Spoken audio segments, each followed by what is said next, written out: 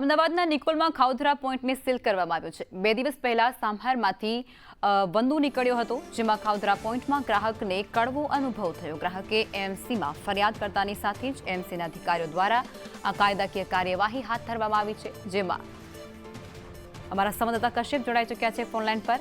કશ્યપ, ખાઉધરા પોઈન્ટમાં ગ્રાહકને કડવો અનુભવ થતાની સાથે જ એએમસી દ્વારા કાર્યવાહી થઈ છે અને તેને સીલ કરાયો છે। સંપૂર્ણ વિગતો શું છે?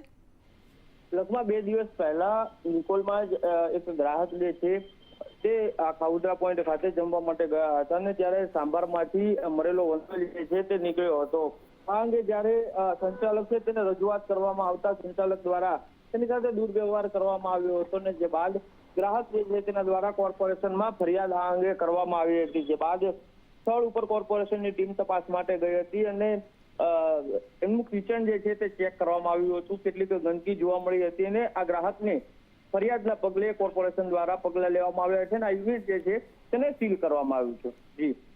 જી કશ્યપ, આવી ઘટનાઓ વારંવાર બને છે અને તેના પાછળનું મુખ્ય કારણ ક્યાંક એ પણ હોઈ શકે છે કે જે કાર્યવાહી સરકાર દ્વારા કરવામાં આવે છે એએમસી દ્વારા, તેમાં દંડ ખૂબ ઓછો ફટકારવામાં આવતું હોય છે। અવારનવાર શહેરમાં અનેક જગ્યાઓ ઉપર ક્યાંક મરેલા ગરોળા નીકળે છે, તો ક્યારેક તો ઉંદરના બચ્ચા નીકળે છે, તો ક્યારેક આવા વંદા જે છે તે ખાદ્ય પદાર્થમાંથી નીકળતા હોય છે। કોર્પોરેશનના આરોગ્ય વિભાગ અને ફૂડ વિભાગ જે છે તેનો ડર હવે આ વેપારીઓમાં રહ્યો નથી ને તેના કારણે જ આ પ્રકારની બેદરકારી છે તે સતત દાખવવામાં આવી રહી છે।